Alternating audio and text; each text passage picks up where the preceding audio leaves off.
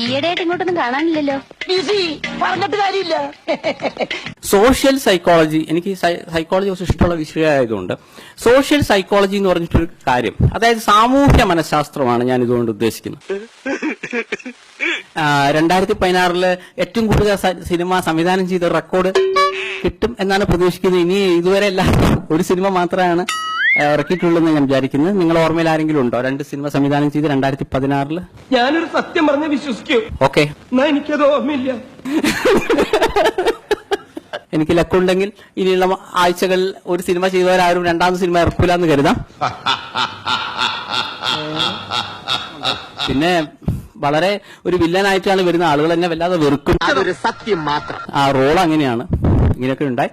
എന്തായാലും സ്റ്റോറി വളരെ ഒരു മലയാള സിനിമയിൽ ആരും ഇതുവരെ കൈവച്ചിട്ടില്ലാത്തൊരു വ്യത്യസ്ത പ്രമേയമാണെന്നാണ് ഞാൻ മനസ്സിലാക്കുന്നത്. ഈയിടെയായിട്ട് പല റിയാലിറ്റി ഷോയിലും പോകുമ്പോൾ എന്തുകൊണ്ടെന്നറിയില്ല, അവര് സ്പോട്ടിൽ എന്നെ കൊണ്ട് പല സോങ്സും ചെയ്യിപ്പിക്കാറുണ്ട്. അങ്ങനെ ശരിക്കും സ്പോട്ടിൽ ചെയ്യിപ്പിച്ച സോങ്സിന് പിന്നീട് നല്ലൊരു ഫീഡ്ബാക്ക് കിട്ടുമ്പോൾ ഞാനത് സിനിമാ പാട്ടാക്കുന്നുണ്ട്. ഒരു കണക്കിന് എനിക്കൊരു ഗുണം ചെയ്യുന്നുണ്ട്. പ്രോഗ്രാമിന് വന്ന ഒരു പെൺകുട്ടിയെ വെച്ചിട്ട് സ്പോട്ടിൽ ഒരു പാട്ട് എഴുതാൻ പറയുകയും അങ്ങനെ ഞാൻ എഴുതിയ പാട്ടാണത് ശരിക്കും. അപ്പൊ അതിന് ഇതുകൂടെ പറയാം. ഒരു സാമ്പിൾ നോക്കട്ടെ, പാട്. പൊടി മഴയിൽ നിന്റെ മുടിയഴകിൽ കളമൊഴിയെ എന്നെ കനിയണമേ, കുളിർക്കാലമൊക്കെയും കാത്തുനിന്നു കാമിയായി, തുള്ളൽ പാട്ടും കീളിപ്പാട്ടും കൃഷ്ണപാട്ടും പാടി ഞാൻ. എന്തൊരു സുഖം, എന്തൊരു സംഗീതാത്മകം. ഐശ്വര്യത്തിന്റെ സൈറം മുഴങ്ങുന്നത് പോലെ ഉണ്ടല്ലേ. പൊടി മഴയിൽ നിന്റെ മുടിയഴകിൽ.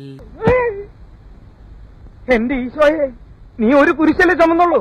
ദർശിനി പ്രിയദർശിനി ദർശിനി ദർശിനി പ്രിയദർശിനി ദർശിനി. നിർത്ത്. ആക്ഷനും അർത്ഥമൊക്കെ കൊള്ളാം, പക്ഷെ നീ പാടണ്ട. പാടുമെന്ന് പറഞ്ഞാ മതി. ലേശം മെന്റലുണ്ടോ എനിക്കിന്ന് സംശയിക്കുന്നവരുണ്ടേ. വെറുതെ എനിക്കൊരു കുഴപ്പമില്ല. ആർക്കും നടനോ നടിയൊക്കെ ആവാം, ആർക്കും സംവിധായകനാവാൻ പറ്റില്ല. തലയിൽ എന്തെങ്കിലും അടി ഉള്ളിലൊക്കെ ഉള്ളവനെ പറ്റുള്ളൂ. ലേശം കഴിവുള്ളവന് മാത്രമേ ഒരു സംവിധായകനാവാൻ പറ്റുള്ളൂ. സോ ഒരു സംവിധായകനാവുന്നതാണ് കുറച്ചുകൂടെ ബെറ്റർ. ഓരോരുത്തർക്കും ഓരോരുത്തരുടെ ഒരു സ്റ്റാൻഡ് ഉണ്ട്, സ്റ്റാറ്റസ് ഉണ്ട്. എന്റെ മൊബൈൽ നമ്പർ 2255. ഇത് ജനറലി ഞാൻ എല്ലാവർക്കും കൊടുക്കുന്ന നമ്പറാണ്. കിട്ടാൻ കുറച്ച് ബുദ്ധിമുട്ടായിരിക്കും, മെസ്സേജ് ഒക്കെ അയക്കണം. അധികമൊന്നുമില്ല, 2-3 പിരി എവിടെ കർമ്മണിതികാരസ്ഥ മാഫലേഷു കഥാഞ്ജന മാ കബലത്തിൽ മാതേ സങ്കോസ്ത കർമ്മണി എന്ന് വിശ്വസിക്കുന്ന വ്യക്തിയാണ് ഞാൻ.